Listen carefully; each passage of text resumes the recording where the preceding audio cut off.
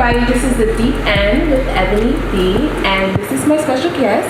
Introduce yourself. Hey everybody, I'm Henry Clopton.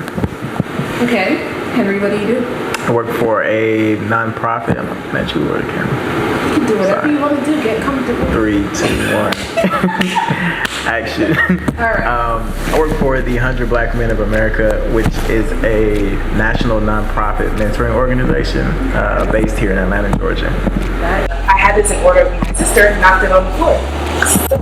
Such a delight.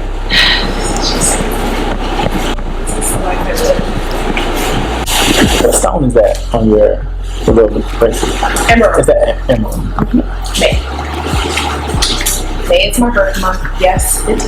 It's a decent month. Huh? It's a decent month. No, it's the best. It could be better. It's the start of spring. That means things bloom. Yeah, things. Like flowers. Yeah. Well, I memorized the first question, so I'm just gonna ask you. Okay, so what is your favorite color? Number one. I don't think I have a favorite. I think I prefer red and blue. So what does your favorite color say about your personality? Absolutely nothing. You don't think there's no correlation with my favorite color? I just like the color. I think it looks good with my skin. Okay. And kind of growing up, I always kind of gravitated towards blue or red. Okay. What color are you feeling today? Today is more, you see it, baby blue. So. Okay. Next question.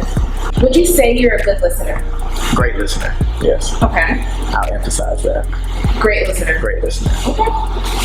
What do you believe success is, and how do you achieve it?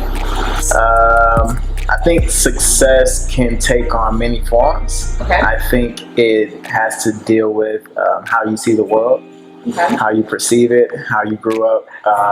Success can be something as small as earning $1,000. It's just all about where you come from and what you've been through and how you measure success, how you look at it and view it. So for me, success is just an abundance of happiness. I think that's at the core, fundamental, something that all humans should have. I like that. Okay. So, this is an interesting question. In the workforce, do you feel like it's important that management considers mental health? And is it their job to create a healthy environment for their workers? Absolutely. I think most organizations don't have a big emphasis on mental health, and I don't think they create the best environment for their employees to evolve, to do their best work, and it falls along by the wayside. It's something that's swept under the rug, and I think we do a horrible job of bringing that awareness in organizations. And I know they have that in psychology now. Yeah, so how would you create that environment if it was your job, if you were the manager? I think if I was like a CEO, chairman, owner type, I think there would be a department within the organization where, it should be more of an HR connected thing, but I think the mental health piece is its own separate entity that people need to have that individual to come talk to and have a safe space, so they say, just to talk about anything going on inside of the building or externally that may be affecting their work within the organization, because that's something that we don't look at often. And we say we want the best out of our employees, but sometimes it takes more than just talking to them about their performance at work. You have to really get to know the individual and what's going on with their families or their outside life. I definitely agree. So why did you decide to study psychology? I think for me it was more about what I've gone through. And the lack of awareness in the Black community, just not even knowing that you have that outlet, or that you have entities or organizations out there that their primary purpose is to make sure that you are stable mentally. I suffer from anxiety, PTSD, all these different things. And for Black communities, for when you're raised in like poverty, so for certain things come before your mental health and your psychological stability. I know. And we struggle with that in the Black community, and we always say, give it to God, pray about it. And as young Black men, we're told in the community that being in touch with your emotions and your feelings is a negative thing. It's soft, it's feminine, and then that creates this hyper masculinity that we grow up with that's so detrimental. That's why you see in Black people, we are number one in hypertension, and we have this disproportion in mental health, where we suffer from a lot of psychological and neurological disorders. And it's just because of some of the things that we have not been privy to in communities. That is a good answer. I feel it, all of it. Okay, so what are the components when building relationships with people? I think the most important and fundamental component would be coming into the relationship with another person, having an open mind. Okay. And being non-judgmental. And understanding, of course, because you never know why an individual is thinking the way they are or behaving the way they are, and what factors and variables have gone into why they're doing what they're doing or having these certain viewpoints on life. So I think those are the three components. Okay. And you kind of already touched on this, but how do you deal with hardship, anxiety, and failure? Hardship, anxiety, and failure.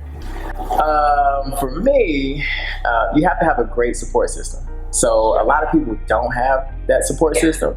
And then you kind of fall into this category of, are you resilient or not?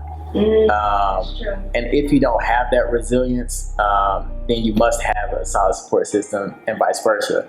But some people don't. And that's where that anxiety, or that's where that fear, that's where the PTSD or the acute stress disorder comes from. And people suffer from these things because they don't have access to mentors, to guides, to health professionals, YouTube, hell, because everything is online. But yeah, I think that's how you handle those. Okay, that's good. What do you feel like your purpose is here on Earth? So I'll give you my purpose, which comes from one of my favorite quotes from Muhammad Ali, which is service to others is the rent that you pay for your time here on Earth. Yes. And for me, I believe my fundamental purpose is to serve, to help others. I consider myself like magnanimous and altruistic, because I care for the well-being of others, even if it puts, them before me. And I'm not saying that you're not supposed to do for yourself first, but along the way of you succeeding and climbing the ladder and becoming a better person, if you've been at the bottom and you understand that struggle and the hardships and the environments, then along the way up, grab somebody, pull them up, and pay it forward all the way through. I think we need to work on having I don't even know what it's called, but just literally focusing on helping other people, and I think the world would be a much, much better place. I definitely agree 1,000%. Okay, would you break rules to reach your goals? Disclaimer. I have broken rules to reach certain goals. In what way, in what aspect do you feel? Like, how far are you willing to go? Well, it depends on the rule. Some rules are meant to be broken. And if you look at the makeup and the structure of our country, then every rule should be broken, because the system ain't built for us. So if you look at it from that standpoint, then I'm breaking some good rules. But ultimately, nothing that's harmful to others, or no type of crab in the barrel type mentality.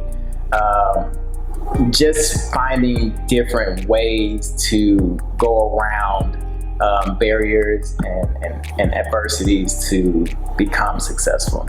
I agree. What are you passionate about? What keeps you up at night? What keeps me up? Right now it's school. I feel it.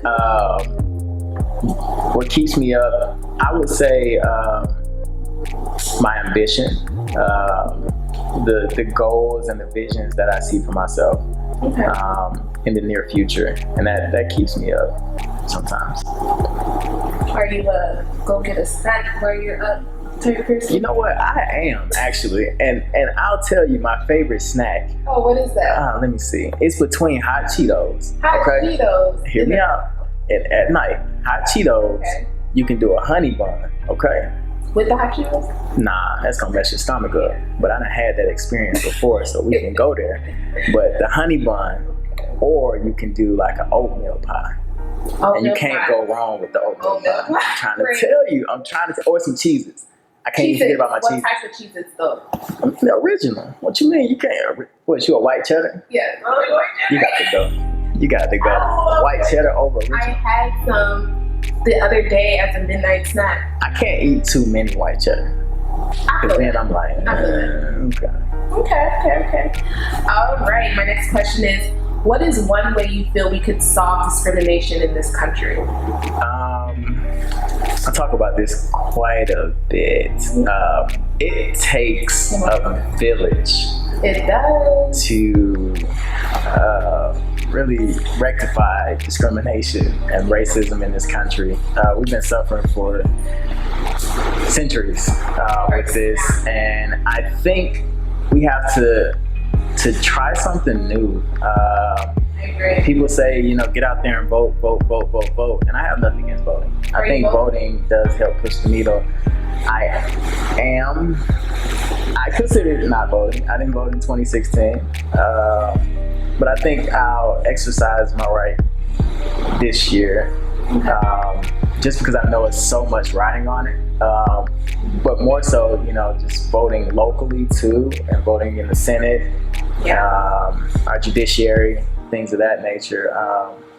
But for the presidency, it's going to be a hard, tough decision for me. But I'm going to vote. But to get back to the question, I think people have to start holding others accountable. I agree. Whether that is politicians, law enforcement, just regular constituents of America. It's disgusting, and I really don't know why the behaviors, and it's learned behavior at that.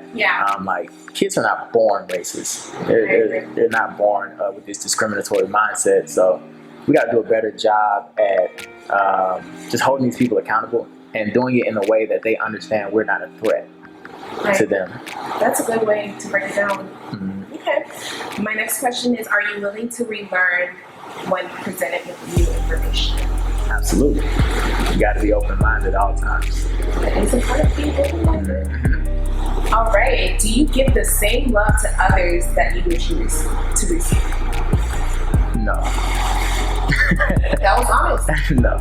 It takes a lot for me to truly pour into someone. Okay. So I'm more of you got to show me consistently why you deserve this outpour of love. That makes sense. Do you believe you are a role model? Yes. Are you a good one? Of course, absolutely. Absolutely, I wouldn't be here. No, but I'm saying, I think that I am nowhere near perfect. Far from that. But when you talk about someone who can be relatable on all fronts, coming from where I came from and where I am today, I think I can be a great role model to kind of, get people to understand, like, no doesn't mean anything. Failure doesn't mean anything. Disappointment doesn't mean anything. You can make it to wherever you're going as long as you have drive. That's good. So those were all my questions. You actually answered those pretty fast. Did I prick your brain pretty good? No, it was good. It was good. It was good. I worked hard. You have any off-the-wall questions without the car? What's the craziest thing you've ever done? Craziest thing I've ever done?